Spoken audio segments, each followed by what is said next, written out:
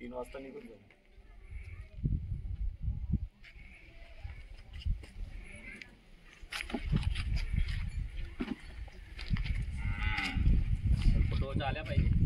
Zonal officer RU Gaikwad मध्ये मागील 10 वर्षापासून जे बहिष्कार होता ते उठवल्यानंतर आज पहिल्यांदाच या ठिकाणी 73% एवढं मतदान झालेलं आहे आणि ते समाधान.